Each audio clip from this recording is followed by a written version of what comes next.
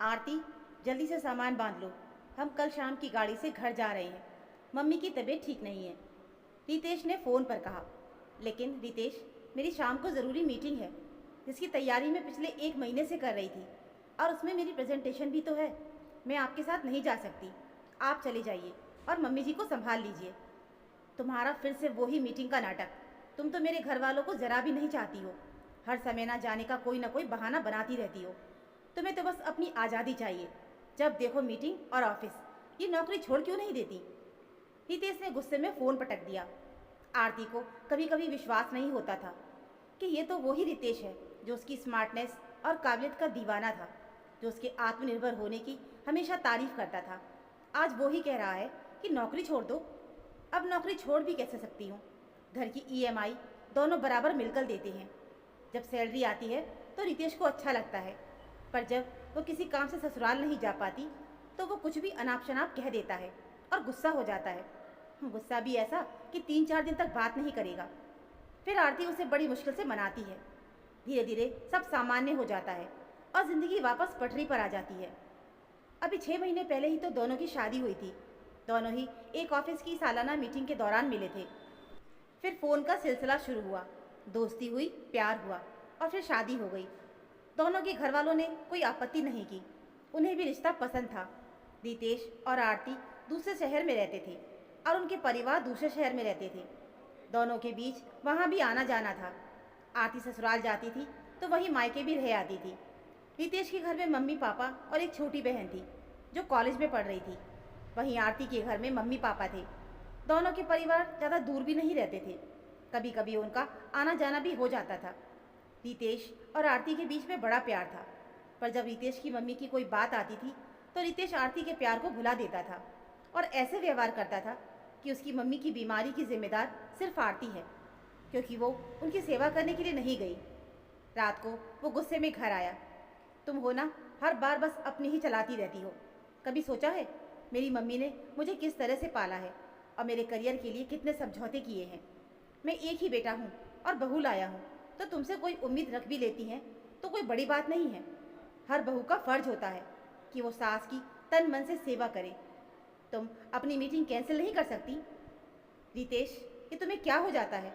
मैं अपनी meeting cancel नहीं कर सकती हूँ, तुम्हें तो सब पता है। फिर भी क्यों बात का पतंगड़ बना रहे हो? अरे, मम्मी बीमार है तो तुम जाओ ना, मैं कौन सा रोक रही हूँ? तुम्हारे पापा हैं, छोटी बहन है, सब मिलकर संभाल लेना। मैं नहीं जा सकती हूँ। रितेश गुस्से में कमरे में चला गया। आरती का चेहरा उतर गया था और उसकी आंखें भर आई थीं। रितेश को अपने मम्मी पापा के आगे कुछ भी नहीं दिखता था। मैं भी तो अपनी मम्मी पापा को छोड़कर रह रही हूँ। उनके तो कोई बेटा भी नहीं है और मेरी कोई छोटी बहन भी नहीं है। वो भी तो अकेले सब मैनेज करते हैं। तो क्या रितेश अपनी माँ को संभाल नहीं सकते हैं? दूसरे दिन रितेश माँ के घर चली गई और आरती देर रात तक अपनी मीटिंग में व्यस्त रही थी और घर आकर सो गई। अगली सुबह फ़ोन की घंटी बजती है। उधर से रितेश गुस्से में उबल रहा था। तुम भी अजीब हो, मैं यहाँ पहुँच गया हूँ और मम्मी को डॉक्टर को दिखाया और तुमने हाल भी नहीं पूछा। घर की बहू हो, तुम्हारा फ़र्ज मैं निभा रहा हूँ, इनकी सेवा कर रहा हूँ। आरती शांति से बोलती है। मैं रात को 1 बजे घर आई थी, कल बहुत थक गई थी। अब तबीयत कैसी है माँ की? डॉक्टर ने उन्हें आराम बताया है। अब बुढ़ापे का शरीर है, जल्दी से थक जाती हैं। कुछ टेस्ट भी बताए थे, वो करवाने हैं। कनक की परीक्षाएं चल रही हैं, जैसे तैसे खाना बना देती है। तुम कल आ जाओ। अब तो कोई मीटिंग भी नहीं है ना, कोई बहाना नहीं चलेगा। यहाँ सब रिश्तेदार बातें बना रहे हैं कि सास बीमार है और बहू आई ही नहीं। तुमको इस वक्त यहाँ होना चाहिए था। तुम्हारा काम मेरी बहन कनक कर रही है। आरती अगले 2 दिनों की छुट्टी लेकर ससुराल चली जाती है। उसे देखकर सास ताने देती है।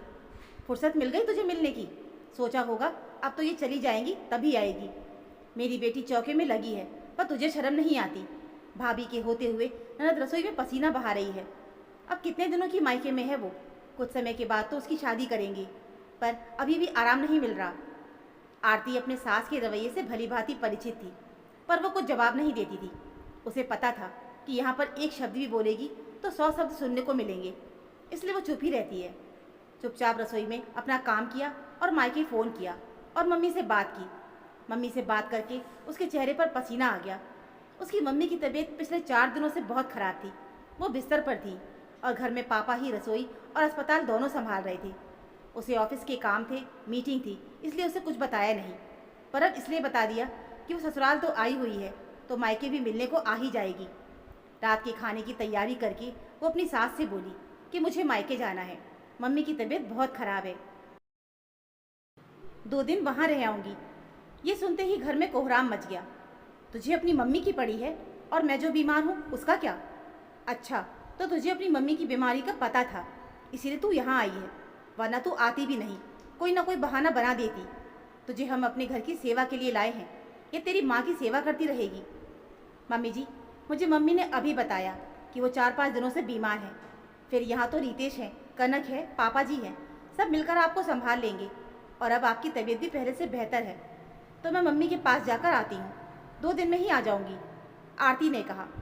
उसकी बात घर में आते हुए रितेश ने सुन ली और अपना निर्णय सुना दिया कि तुम कहीं नहीं जाओगी, इधर रहकर ही मम्मी की सेवा करोगी। काम से बचने के लिए मायके जाने का बहाना मत बनाओ, तुम कहीं नहीं जा रही हो। आरती का मन वैसे ही बेचैन हो रहा था। उस पर सास और पति दोनों मना कर रहे थे। सासू माँ अच्छी भली हो गई थी, तो अब जाने में क्या परेशानी है?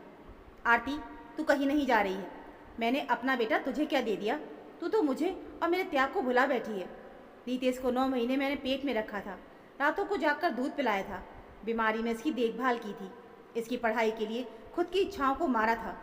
कितनी मुश्किल से रितेश को पाला और पढ़ाई करवाई। आज मेरी उस तपस्या का ये फल मिल रहा है कि उसकी पत्नी मेरी सेवा करने से मना कर रही है। बहुत मुश्किल होता है पाले हुए बेटे को किसी को ऐसे सौंपना। तेरी मम्मी को तो मुफ्त में ही दामाद मिल गया। ये सुनकर आरती सन्न रह गई।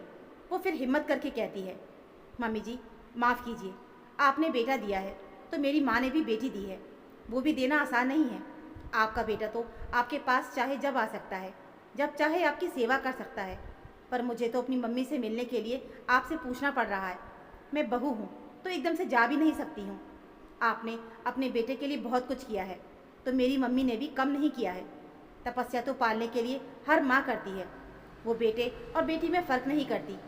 मेरे मम्मी पापा ने भी मुझे पढ़ाया है, अपने पैरों पर खड़ा किया है। मैं भी रितेश के जितना ही कमाती हूँ, पर आपकी बंदिशों ने मुझे जकड़ के रखा है। मैं हमेशा से समझौता करके चली आ रही हूँ। रितेश से मैं प्यार करती थी और इनके अच्छे व्यवहार के कारण ही मैंने इनसे शादी की थी, पर मुझे नहीं पता था कि प्यार की और शादी के बाद की ज़िंदगी बहुत अलग होती है। दोनों में बहुत अंतर होता है। कोई भी इंसान हो, उसका असली व्यवहार साथ रहने पर ही पता चलता है। मैंने इतने दिनों अपने मम्मी पापा के सिखाए संस्कारों का मान रखा और मैं निभाती रही, पर आज मैं रुकूंगी नहीं। मेरी उसी माँ को मेरी बहुत ज़रूरत है और ये मेरे अस्तित्व की बात है। क्या मैं माँ पिता के लिए इतना सा भी नहीं कर सकती? अपने पैरों पर खड़े होने के बावजूद भी मुझे हर निर्णय के लिए आप लोगों पर निर्भर रहना होता है। ये ठीक नहीं है। क्या बहू का कोई अपना अस्तित्व, अपनी इच्छा, अपना निर्णय नहीं हो सकता? आरती अपना सामान लेकर जाने लगी तो रितेश ने कह दिया कि सोच समझ कर जाना, अगर आज तुम गई तो फिर कभी इस घर में नहीं आ पाओगी। आरती भी हिम्मत करके चली गई। आरती मायके पहुंची थी कि उसकी मम्मी जैसे उससे मिलने के लिए ही रुकी हुई थी। आरती को देखकर उन्होंने अंतिम सांस ली और इस दुनिया से ही चली गई। मम्मी के इस तरह जाने से आरती सदमे में आ गई। अब पापा को अकेले छोड़ना संभव नहीं था। घर का हिसाब किताब करके और पापा को साथ लेकर आरती वापस अपने शहर चली गई। वहाँ अलग से घर किराए पे ले लिया और रितेश वाले घर की दूसरी चाबी थी, वहाँ से उसने अपना सामान लेकर वापस आ गई। रोज ऑफिस में रितेश से सामना होता था। रितेश को लगता था कि आरती को इस तरह नहीं जाना चाहिए और आरती को लग रहा था कि उसने अपनी मम्मी से मिलकर कुछ गलत नहीं किया, क्योंकि अगर वो उस दिन नहीं जाती तो उसकी माँ उससे मिले बिना ही चली जाती। कुछ दिनों से रितेश ऑफिस नहीं आ रहा था। पूछने पर पता चला कि उसकी छोटी बहन कनक की शादी है। रितेश ने उसे बुलाया नहीं था। हालांकि रितेश और आरती ने तलाक भी नहीं लिया था, फिर भी दोनों अलग ही रह रहे थे। आरती ने भी बिना बुलाए जाना ज़रूरी नहीं समझा। इसी तरह दिन बीत रहे थे। 1 साल निकल गया। आरती के पापा अपनी पत्नी के बिना ज़्यादा दिनों तक जी नहीं पाए और इस संसार से चले गए। आरती को संतोष था कि उसने अपने पापा की सेवा तो की, उन्हें अकेला नहीं छोड़ा। अब आरती अकेले ही रह रही थी। रोज़ ऑफिस जाती थी और अपना काम करती थी। एक दिन अपने घर में घंटी बजी तो एकदम से रितेश को देखकर वो चौंक गई। आज तुम यहाँ कैसे और क्यों आए हो? उसने सवाल किया। मैं तुमसे अपने बुरे व्यवहार के लिए माफ़ी मांगने आया हूँ।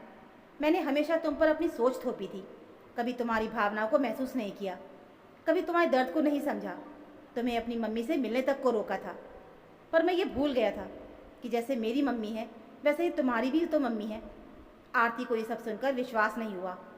उसने यही कहा कि अच्छा, अचानक से ये भावनाएं, ये दर्द कैसे महसूस हुआ? इसके पीछे कोई तो कारण होगा, वरना तुम्हारा जैसा व्यवहार है उसमें बदलाव आना एकदम से असंभव सा है। हाँ, जब खुद पर बीतती है तभी हर दर्द का एहसास होता है। जब से छोटी बहन कनक की शादी की है सारे एहसास हो रहे हैं। वो भी नौकरी करती है पर बहुत मजबूर है। दामाद जी ने उनका जीना मुश्किल कर रखा है, कभी भी घर नहीं भेजते हैं। कुछ दिनों पहले पापा को हार्ट अटैक आया था, वो अस्पताल में भर्ती थे।